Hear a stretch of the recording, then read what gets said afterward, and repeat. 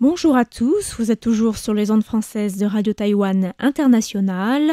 Ici Lisa Dufaux pour vous présenter le décryptage de ce vendredi 1er août dans lequel je vous propose de revenir sur l'annonce faite hier, heure américaine, à Washington au sujet des 20% de droits de douane imposés aux produits taïwanais exportés aux États-Unis. La porte-parole du gouvernement taïwanais, Michelle Lee, avait annoncé hier que les négociations techniques sur les droits de douane et sur d'autres questions commerciales avec les États-Unis étaient terminées et que les deux parties étaient parvenues à un certain niveau de consensus sur les droits de douane, mais aussi sur les barrières commerciales non douanières, sur l'investissement ou encore sur l'approvisionnement. Mais quelques heures plus tard, heure américaine, quelques heures avant l'entrée en vigueur prévue aujourd'hui de la surtaxe de 32% initialement annoncée le 2 avril dernier par le président américain, ce dernier a finalement signé un décret faisant passer ce taux à 20%. Un nouveau taux qui correspond, selon l'équipe mandatée par le gouvernement taïwanais pour mener les négociations commerciales avec Washington, au taux convenu au stade actuel des négociations, dont la réunion finale ne s'est pas encore tenue. Une situation confirmée par le Premier ministre taïwanais Zhuo Rongtai ainsi que par le président de la République Lai Ching-te.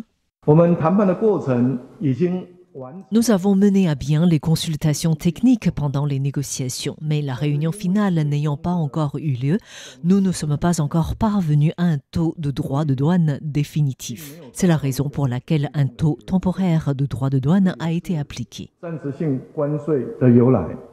Le gouvernement a affirmé que si la suite des discussions se déroulait favorablement, Taïwan aurait encore la possibilité de poursuivre ses efforts pour obtenir une nouvelle réduction de ce taux. Le président de la République a également indiqué sur sa page Facebook qu'il s'agissait d'un taux provisoire et que Taïwan poursuivrait ses efforts dans les négociations avec la partie américaine avant la réunion finale. La réduction de ce taux à 20% indique que les négociations bilatérales ont permis d'obtenir un certain résultat, similaire à celui négocié par le Vietnam ou encore le Sri Lanka, mais plus élevé que celui négocié récemment par le Japon et la Corée du Sud, qui est de 15% sur la plupart des produits. Le Japon et la Corée du Sud qui sont des concurrents de Taïwan avec des économies davantage comparables avec celles de Taïwan. L'annonce est donc une mauvaise nouvelle pour l'économie taïwanaise ainsi que pour le DPP au pouvoir qui vient d'essuyer une défaite cuisante le week-end dernier dans les urnes après l'échec de la campagne de destitution qu'il soutenait depuis plusieurs mois contre 24 députés du KMT. La députée Rosalia Hu, qui est la secrétaire générale du groupe parlementaire du DPP, a également affirmé que le taux de 20% était une mesure temporaire et progressive et que les négociateurs travaillaient d'arrache-pied pour obtenir de meilleurs résultats. Mais même si la mesure est temporaire, comme l'affirme le DPP, l'écart de 5% avec les produits concurrents japonais et sud-coréens aura très certainement un impact sur les secteurs économiques taïwanais basés sur l'exportation. Ces nouveaux droits de douane, conjugués avec l'appréciation du nouveau dollar taïwanais, auront forcément un impact sur l'économie taïwanaise. L'Association de l'industrie des machines s'est plaint que d'avril à fin juillet, la valeur du nouveau dollar taïwanais avait augmenté de 10,5% contre 5,3% pour le won coréen et 1% pour le renminbi, la monnaie chinoise, tandis que le yen japonais s'est lui déprécié de 0,7%. La forte appréciation à court terme de la monnaie taïwanaise est une mauvaise nouvelle pour les exportations taïwanaises, ce à quoi il faut ajouter des plus longs délais de livraison des commandes d'équipements qui entraînent de lourdes pertes de change pour le secteur taïwanais des machines et donc une réduction significative des bénéfices.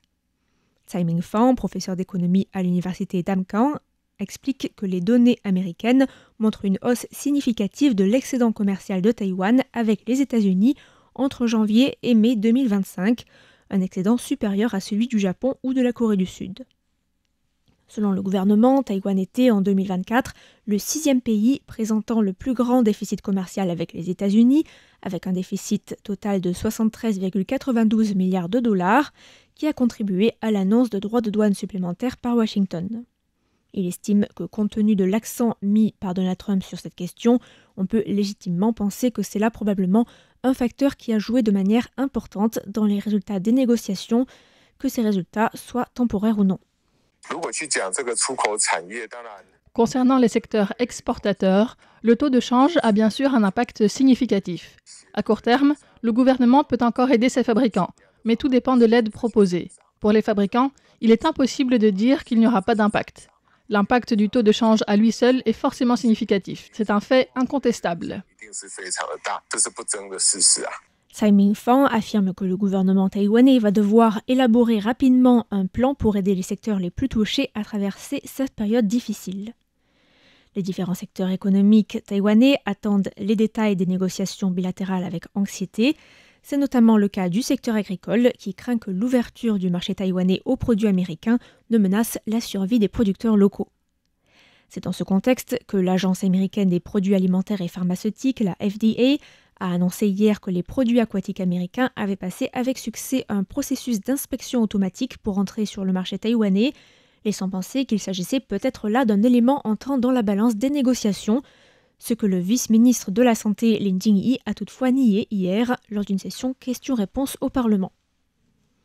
Le député de Hualien Fukunchi, chef du groupe Kuomintang au Parlement, a lui aussi appelé le gouvernement à aider les secteurs industriels les plus touchés, en évoquant également le sort du secteur agricole taïwanais, qui fera désormais face à une nouvelle concurrence américaine sur le marché taïwanais. Nous espérons certes que de nouvelles négociations permettront de réduire ce taux de 20%. Mais quel avenir pour nos industries ? Le gouvernement doit ouvrir ses portes et engager au plus vite des négociations avec les différents secteurs de tout le pays. Par ailleurs, quels secteurs du marché taïwanais sont désormais ouverts aux produits américains ? Avec quel impact sur la santé publique ? Notre agriculture, notre sylviculture, notre pêche et notre élevage sont-ils désormais entièrement ouverts aux États-Unis ? Après l'annonce d'hier, le président du Kuomintang, Eric Zhu, a fait remarquer sur son compte Facebook que les droits de douane de 20%, plus élevés que ceux appliqués aux voisins japonais et coréens, pourraient affaiblir la compétitivité des produits taïwanais sur le marché américain et particulièrement les secteurs tournés vers l'exportation. Fukunchi a aussi déclaré qu'avec une hausse du taux de change de 12% et les 20% de droits de douane, on arrivait quasiment aux 32% initialement annoncés par Donald Trump. Le député a affirmé que cette nouvelle donne compromettait gravement la survie de l'industrie taïwanaise, représentant ainsi un défi sans précédent pour l'économie.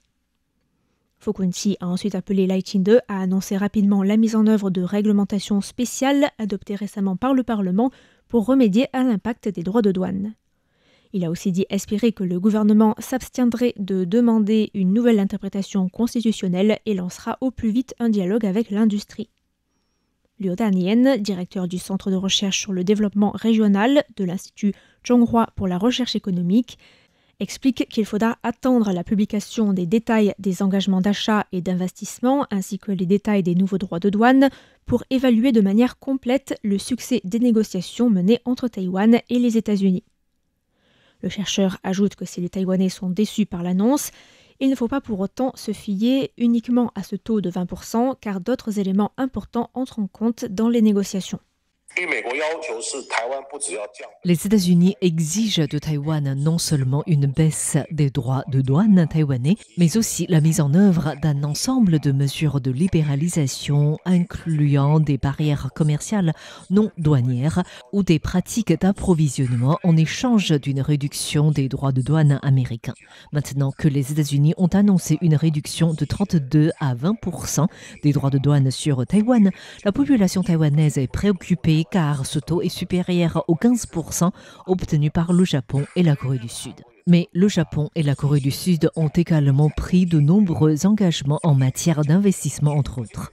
Par conséquent, si nous souhaitons comparer les situations maintenant, je pense qu'il est nécessaire de connaître précisément les engagements pris par Taïwan. Les États-Unis n'ont pas encore annoncé en détail les promesses faites par Taïwan. Ainsi s'achève le décryptage de ce vendredi 1er août qui vous était présenté par Lisa Dufaux. Merci à tous pour votre écoute et à bientôt sur Radio Taïwan International.